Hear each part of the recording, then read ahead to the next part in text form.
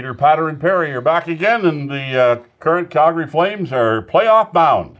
And really interesting is that they clinched a playoff spot with 10 games left to go on the regular season. The last time a Flame team did that was 26 years ago. It's hard. I mean, at the start of the season, if you would have said these guys would clinch a playoff spot at 10 games left, I don't think anybody would have bought in. No. And it's so neat to see. And I just love the way they're playing and the emotion they have and everything that's happened in this team over the years has been very interesting and really positive. Then you see the camaraderie of the guys, I think, is a big thing for me. The fact that they have a couple players out now. Yes. Yeah, right? Yeah. I think. You hate to say it, but I think it's good because it gives those guys some rest, but it also gives some of the other guys some chance to play. Because when you get in that playoff run, you need everybody on board. Probably if they just got a playoff spot and clinched that, fine, and somehow they're settled in there. But that's what I think most people thought was. They're fighting for first. Yes. And they want first, which is the good. This is probably the side, because otherwise you go, okay, what's going to motivate you for 10 games? It's great that San Jose is pushing, and I think whatever they're saying in the locker room, whatever the coaches are saying, they're selling it. It's important for us to get first overall because you don't want to coast into the playoffs. You've got, especially when other teams have lifted their level of play. If you don't lift your level of play and then the game one starts, you're way behind, right? So hopefully you continue to see as this 10 games go along that they just don't get disinterested and start thinking of game one. And then it's going to be, who do they play? You can't even start thinking ahead that way. But as fans, we're just fans. We can start thinking about who are they going to play? Who do you think they're going to play? Well, I'm hoping they will finish number one in the Western Conference. That'll mean they'll play the last team to qualify for the playoffs, which if it were today would be Arizona. And I'd far rather see them play Arizona than drop to second place in the Pacific Division, have to play Vegas. That would be tough. Vegas, since they made that trade to get Mark Stone, have picked up 18 out of a possible 20 points.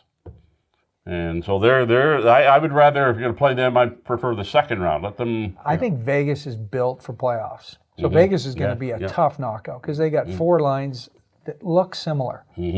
And there's a big drop-off on most teams from first to fourth line and momentum that just slowly loses till you get to four. And they can, that's the thing that they can do. They can roll four. They don't have to use three. So that Vegas scares the crap out of me. So if they can avoid them in the first, if they win the first round, they're going to have to play them anyway. Because then San Jose and Vegas would play. Yes. And one of them would be gone. And they're two very good teams. I wouldn't want to face San Jose either. But St. Louis is coming on too. St. Louis come on as well. No, there'll be a tough knockout. But you know what's interesting to me, and I heard it again tonight driving out here, listening to the radio, and I got really perturbed on trade deadline day when these experts were on there, and not one of them thought the Calgary Flames had a team built to win the Stanley Cup. They talked about Tampa, they talked about Toronto, they talked about Boston, and they talked about Washington, they talked about Pittsburgh, they talked about San Jose, they talked about Vegas. No mention of the Calgary Flames. And again tonight, driving out here. Is that a good thing? I think, it upsets you because they're the number 2 team in the league right now. But probably it's a good thing because they're not expected to do much, according to the experts. They'll get 20 seconds on the highlights from the East. They're not. If you were watching, you wouldn't know they were the number 2 team in the league. So if you're coaching them with 10 games left, what's got to get better? I think defensively, you need to get better.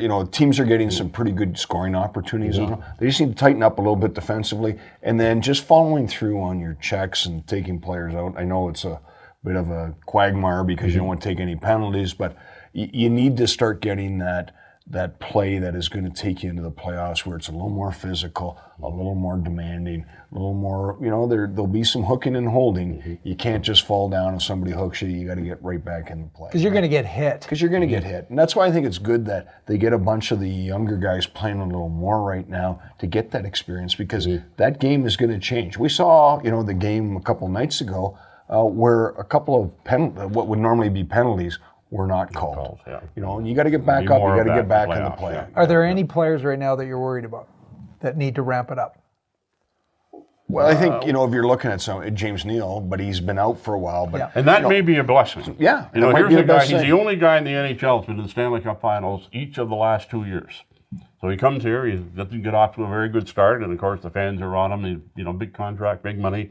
And, the one suggestion that I heard, he's worn down. So the fact that he sustained this injury that put him out for over a month, maybe a blessing to get him get his rested and all that sort of thing and come back and play. Perhaps he can be a factor. Get ready. I mean, he has played more playoff games than anybody on the team by a huge number. He's played 100 playoff games. Yeah. Nearest guy to him is Frolik. He's played 41. And that's the downfall of the team is they don't have a lot of playoff experience, but that might be great for them too. But I look at James Neal and I go, it'd be great if he got in the last 5 or 6 games, so to get your sea legs going and so you can get back in, because when you come back in and your first game back from an injury is playoffs, and we've been there. It's not fun. I mean, it's tough.